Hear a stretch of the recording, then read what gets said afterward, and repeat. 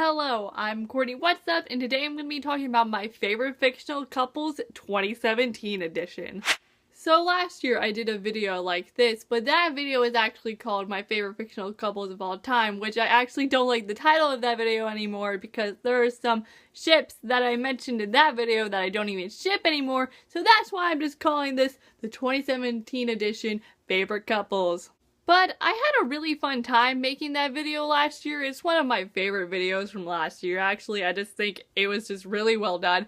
And that's why I'm doing it again this year, because why not? And all the couples I'm going to be talking about today are couples that I have discovered from the past year. And these are actually all couples from books, because I haven't discovered any new TV show or movie OTBs. So this is all just books.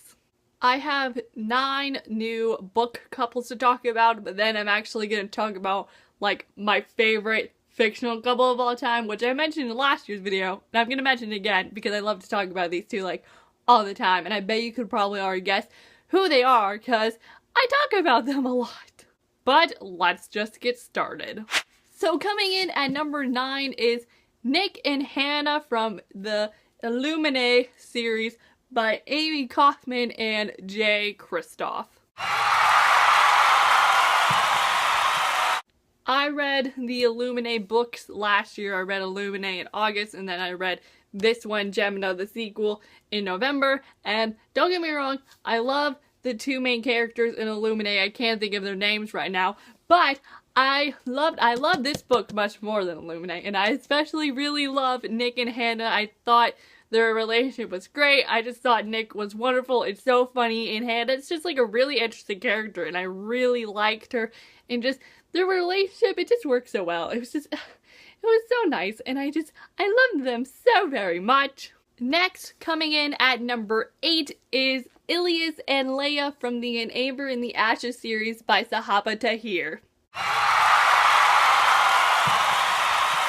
I've always been on Team Ilias. I was never on Team Keenan, okay? I never liked that dude. Like, Ilias for the win. And Ilias and Leia were just so cute in this book, even though there was so much suffering in this book, and I just felt so bad for them. But if you read this, you know what happens at the end, and it was just like, it was so nice. I was like, finally we're getting something between these two, and it was just so cute, and I'm so excited to see where the relationship goes because I love them so very much. Coming in at number 7 is Simon from Simon the Homo Sapiens Agenda and the guy he ends up with. I actually don't own this book, so I'm going to show the cover of it to you right now. But I can't actually say who he ends up with. But I had to mention Simon because the guy that he does end up with at the end of Simon versus the Homo Sapiens Agenda is just like the most wonderful person in the world. I love them so much. I wish I could say who it is, but I don't want to spoil that for you since that is a huge spoiler. But I still had to mention this couple because they're just so cute, and I love Simon versus the Homo Sapiens Agenda. It's one of my favorite contemporaries of all time. It was one of my favorite books of 2016. It is amazing. Go read it. Go read it so you can find out who he ends up with. It's so cute, okay? It's a great contemporary book. Coming in at number 6 is Anna and St. Clair from the Anna and the French Kiss series. This is my favorite contemporary of all time. I read it back in April. It's one of my favorite books from 2016. And Anna and St. Clair are just so wonderful together. Oh, the relationship in this book is just so cute. Like, you know, for such a long time, I was like, what's so great about Stephanie Perkins' books? But then I read this and I realized what's so great about them. And this one's just so wonderful. I love all of these books, but like, this one is just so great. It's just because, like, there's so much Anna and St. Clair and just they're great and wonderful, and yes, they go through so much drama, but it's worth it in the end because they get together and it's amazing and I love them. Coming in at number 5 is Magnus and Alex from the Magnus Chase and the Gods of Asgard series.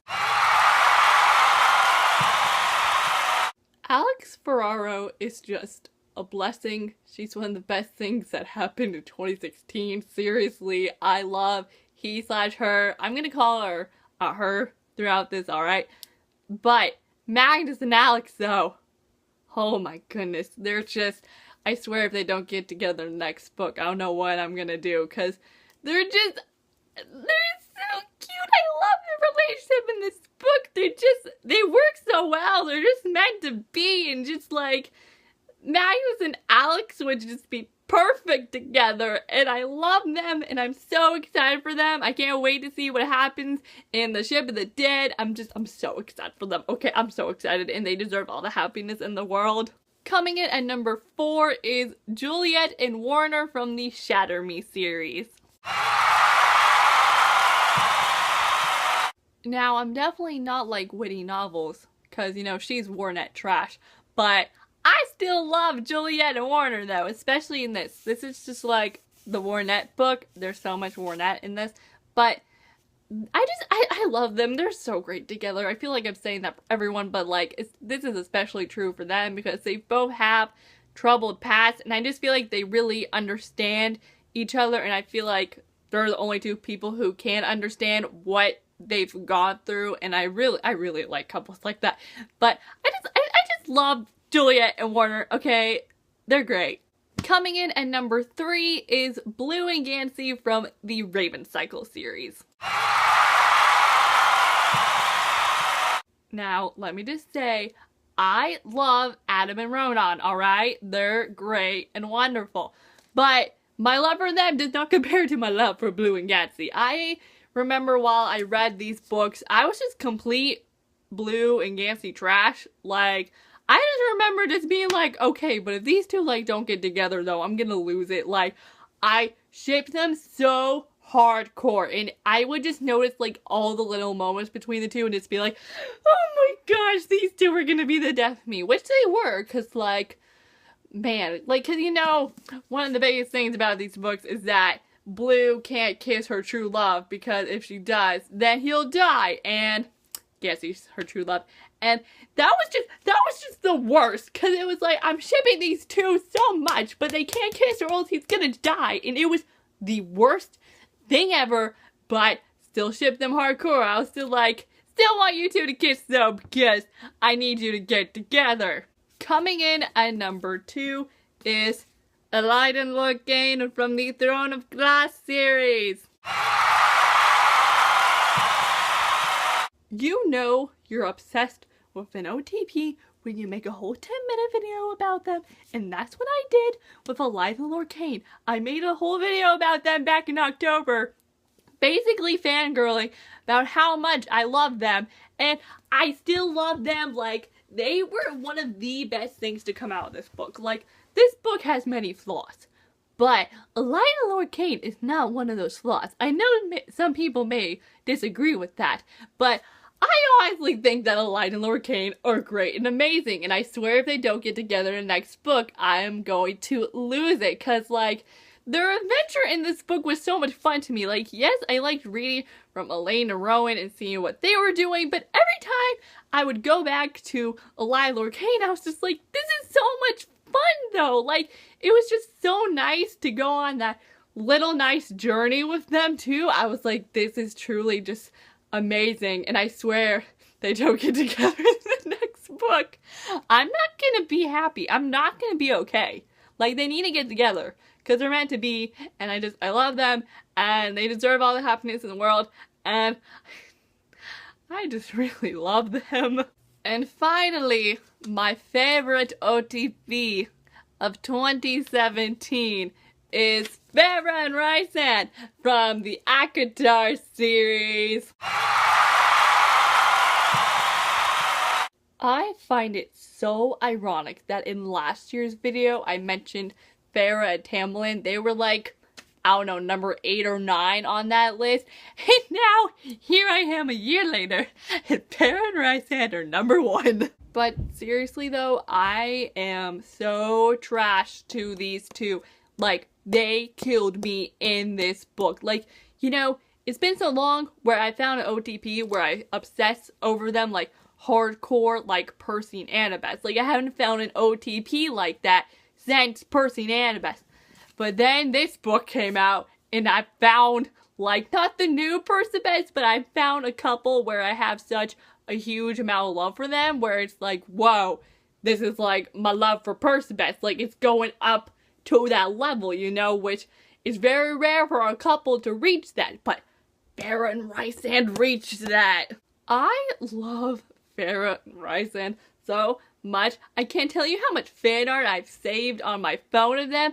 I can't tell you how much fan fiction I've read of them. I'm trash. I can't tell you how many times I've reread all the Faceand moments in this book. Like, I literally downloaded a PDF of this book onto my phone and highlighted all the Faceand. So if I go on a trip, I can just read this book on my phone. That's how trash I am.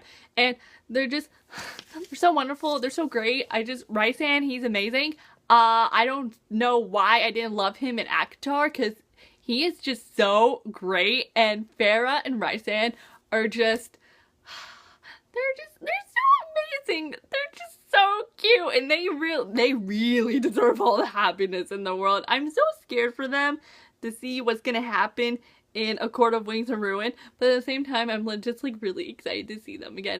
But I just love these two so much, even though they've caused me so much stress in the past 8 months. It's okay. I'm fine. Not really. Can it just be May? Because, like, I just need some new, fresh Faceand, because I've read all the Faceand in this too much, where I just need some new stuff in them, and I'm just so excited for all the Faceand in Akatosh. You don't understand how excited I am for that book! And now I just gotta mention my favorite OTP of all time, because this video would not be complete without it, and I bet you already know what I'm gonna say. It's literally Percy and Annabeth from PJO. You know, I just said that Farrah and Rysand were like the first couple to reach the level of love I have for Percy and Annabeth. But Percy and Annabeth is just like its own level. And then Farrah and Rysand, they're very close. But Percy and Annabeth are still winning, because I'm just forever gonna be trash to these two. Like, my love for them is just so big, where I just feel like, even though I really love Farrah and Rysand a lot, I feel like they'll never be able to beat Percy and Annabeth, because they're like the original OTP for me, and I'm forever going to love them.